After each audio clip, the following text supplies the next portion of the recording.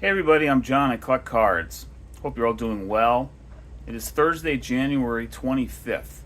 We are 2 days past the Hall of Fame 2024 announcement.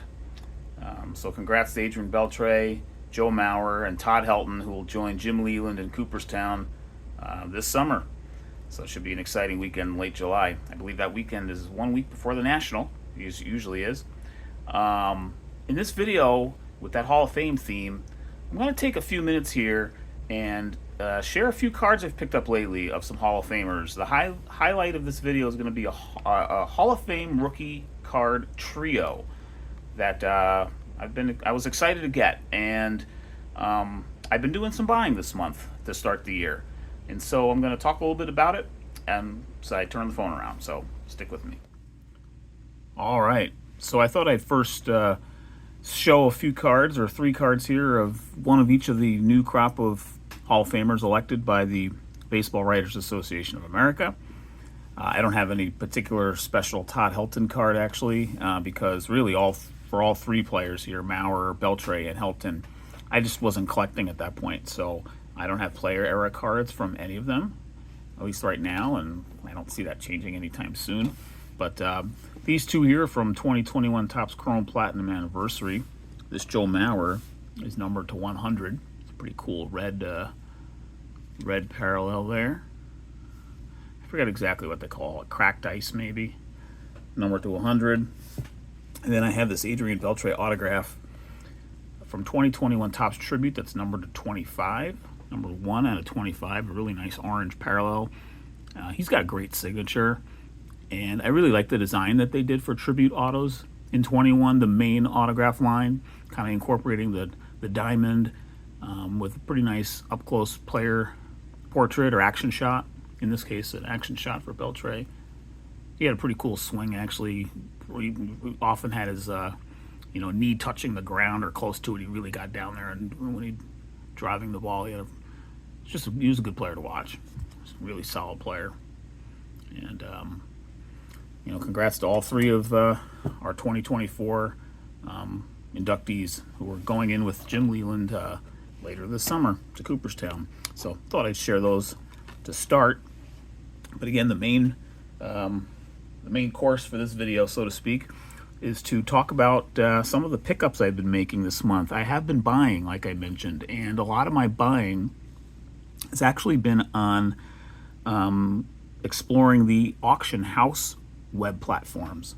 So, I don't count eBay as an auction house, but Heritage Auctions and REA, Robert Edward Auctions, I do consider they are auction houses. They're not, it's not a matter of considering, they are auction houses. And it's been fun to kind of dive down that, rabbit hole, so to speak, or just kind of go down that road and give those platforms a shot, see what they have. I mean, the quality of the cards you're going to find are very good. Obviously, there's some curating going on there for sure, I would think. I'm sure, those places aren't taking on just any, consignment that, could come their way. They're probably a little choosy about that, I would think. And so you're going to see good stuff. And, of course, you got to take buyer's premium into account when you bid if you're going to go, give it a shot. But I've given it a shot, and I've come away with a few cards here that I'm going to show. So I have a 4-card lot that I purchased. This actually was in late December. Might have been, I don't know, it was very late December when I got this, and I got it a couple weeks ago. A 4-card lot headlined by this 1955 Topps Harmon Killebrew rookie card. So it's graded PSA 2, so it's not in great shape, but it presents not bad. It presents pretty well for a 2. In my opinion. The centering's pretty good. The main crease on this card is up here.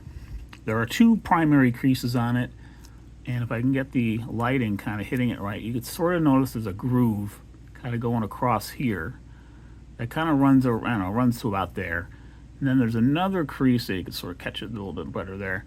There's another crease kind of like right here that kind of goes up the corner a little bit. It's a little harder to pick up there, but it's there. I'll show the back. You can definitely tell it back. So there it is right there. Pretty clear as day there.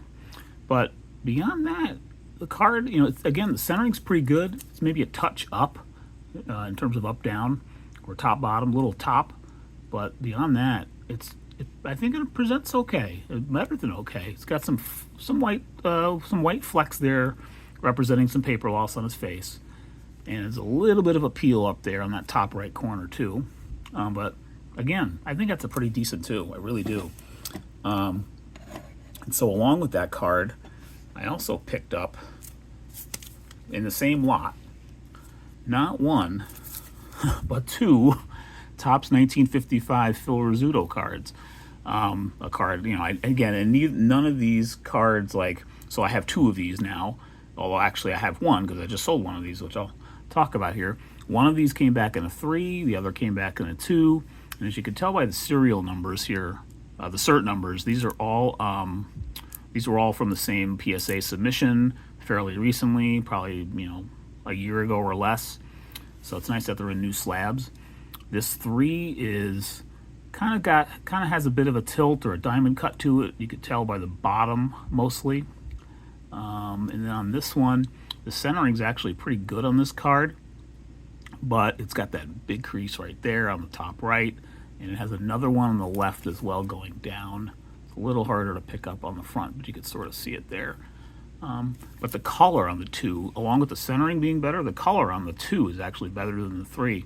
A little more vibrant there. So I ended up putting the 2 on eBay and just sold it actually. So I'm going to put the 3 there. Just sold it for a pretty fair price. I listed it just at VCP average, which was $41, and got a real nice offer for it, very close to that asking price. And so I'm getting ready to ship this out later today actually. Recording this midday here on Thursday, the 25th of January. So got these two, and then the fourth card in the lot, I'm just going to put this one on the side. The fourth card in the lot was this very interesting 1960 Leaf Duke Snider in a 4. I wasn't really familiar with this set before, to be honest. I think after their all-time classic 49, 48, 49, however you describe it, their the iconic set, I don't think they were in the game for baseball cards until this set. Correct me if I'm wrong there. And if I was doing some reading on it when I was bidding on this and then ended up winning it, I think they packaged this with toys or marble. Might have been marbles, I think. Maybe, I guess, bags of marbles. Maybe there were some cards or a single card in there. They sort of partnered with a toy company to get these cards out, if I'm understanding it right.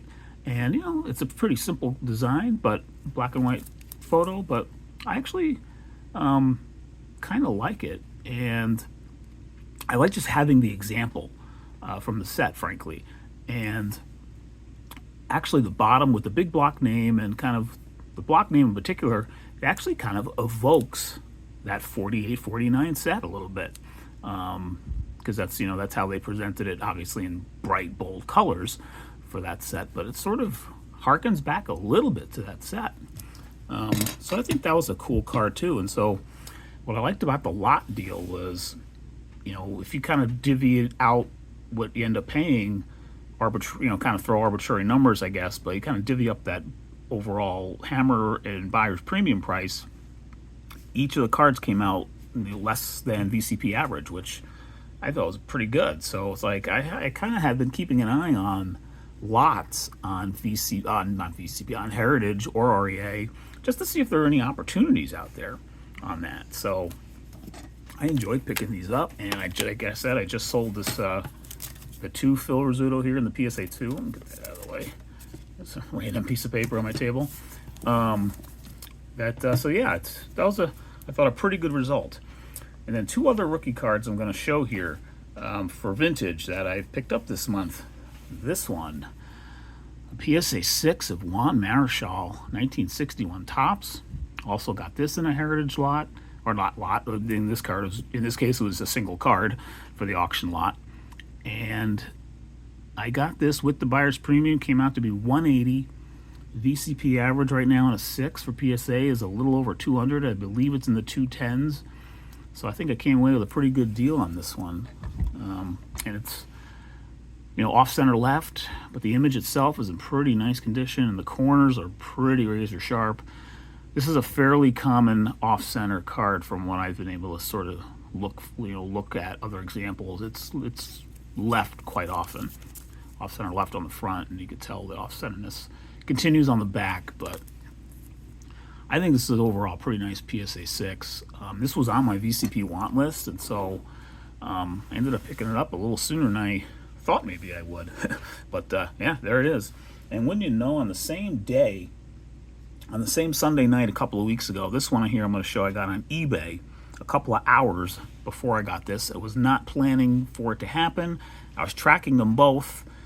I ended up winning this next one I'm going to show, and then a couple hours later I just decided to go for it on Marshall and won him too. Won that auction as well.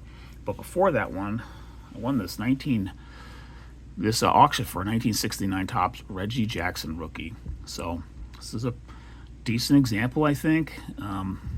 I do have to submit it in for grading here in a couple of months.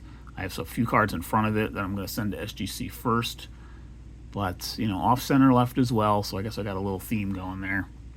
But, I think overall it's in decent shape, and my hope is that it can get a 4. Try to show those corners in the back a little bit.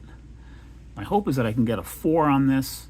If it comes back a 3, which I really don't think it would, because there's no crease in this card from what I can tell.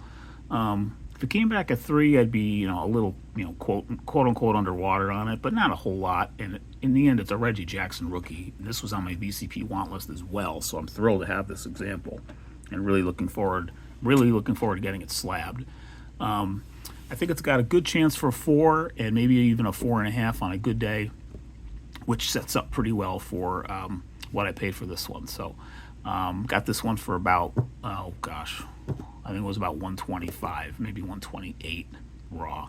So kind of right in the wheelhouse of where it's going actually right now. So if it comes back a 4, like I do think it will, I'm confident that it will come back a 4. That should be just right, maybe just a little bit above kind of where, or below, I should say, what it's averaging for a 4, going for a little bit more than what 143. I think it's like in the 160s, I think, something like that. So, but again, it's a Reggie rookie, and that's most important. I'm going to show 2 more cards here, more of the a little more modern, I guess, ultra modern here. Another pickup I've done this month. Like I said, I've been buying a little bit. Bought this Christopher Morel Topps Chrome rookie auto from 2023, numbered to 250. I think he's an exciting player to watch, so I kind of like picking that one up. And then in TTM, I picked up this that I thought was worth sharing. I've gotten a few TTMs this month, but one of note here, Cecil Cooper. Cooper cost $5, turned it around really quickly in a couple of weeks, from 1976 Topps, back when he was with the Red Sox. So just want to share some cards here. Kind of like I said, I've been doing some buying this to start the year, trying some new avenues like the auction house sites. And actually, I have 2 more purchases that are coming in here, hopefully in the next week to 10 days. One from Heritage and one from Robert Edward, so REA. So I look forward to sharing those when they get here.